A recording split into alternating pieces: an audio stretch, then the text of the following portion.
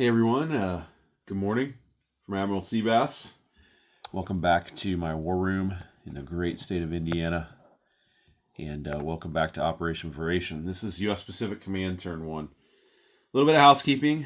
Thank you to War Doctor for pointing this out to me in a private chat.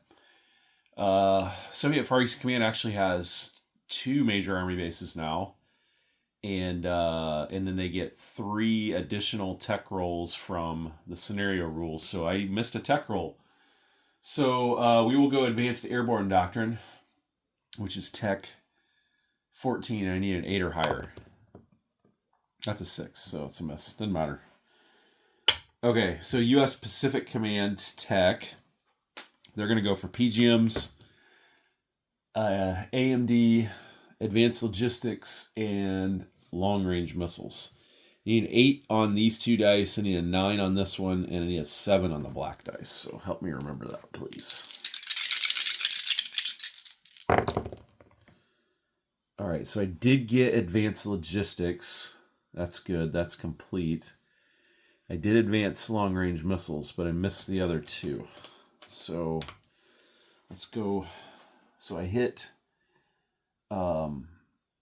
Advanced Logistics and long-range missiles. So long-range missiles, I'll go to stage 3, and Advanced Logistics I will complete, which is excellent. That gives me more heavy airlift, sea lift capacity, those types of things. So that's really good.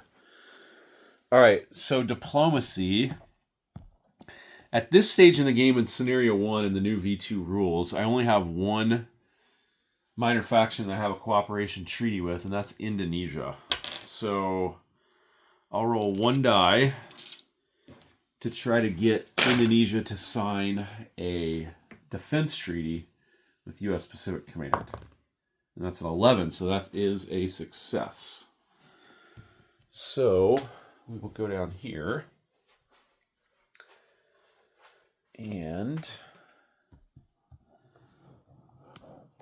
we'll put this defense treaty marker here in Indonesia, showing they know how to defense treaty with us, which is good. Now the U.S. at DEFCON 3 can move units into Indonesia and give them 2 units of military aid as opposed to just 1. All right. So purchase. PAC is going to buy, has 4 IPP, so not a lot of money, so we're going to buy 2 paramilitary. And then movement will also be limited due to the DEFCON escalation rules. DEFCON 5 can only move naval units from 1 sea zone. And I can move land and air units among land zones that I possess. So that's all going to be up here. And let's see.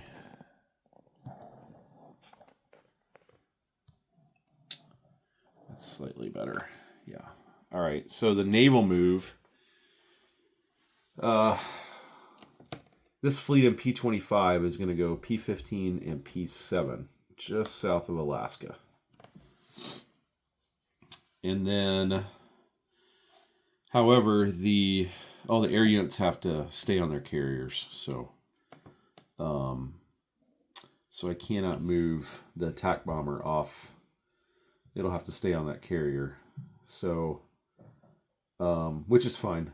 So, yeah, so that fleet goes there, and that's got some units that can scramble into Alaska if need be.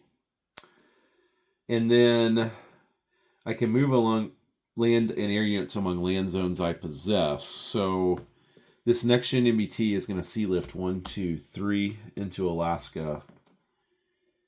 And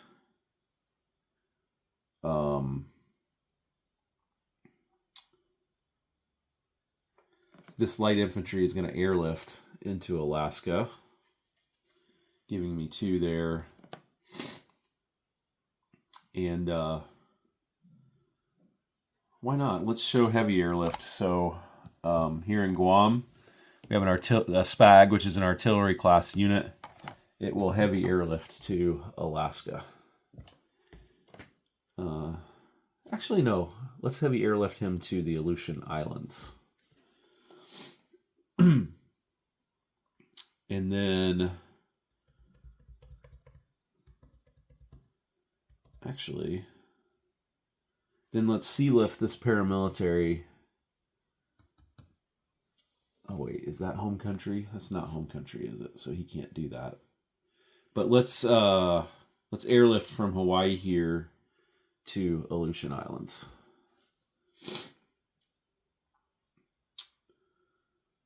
Okay. And then I'm going to move my SR-71 from Guam. He's going to air redeploy to Pacific Northwest. There. No, I'm not sure you can see that. Yep, there it is. And then I think my B-52 is also just going to move to Pacific Northwest as well from Guam. And I'm pretty sure that's about all I can do. I'm pretty sure I've touched and or moved about every unit that I possibly can to respond to this Soviet buildup. Okay, let's place units. So I'm going to place one paramilitary in Far Aleutian, and then I'm going to place the other paramilitary in Aleutian Islands. Okay, and then I collect 4 IPP, and that's the end of my turn. So thanks again for watching. Really would appreciate if you'd like this video and subscribe if you're not a subscriber. And I hope you're enjoying this. Take care, everyone. Up next will be China for their turn 1. Take care.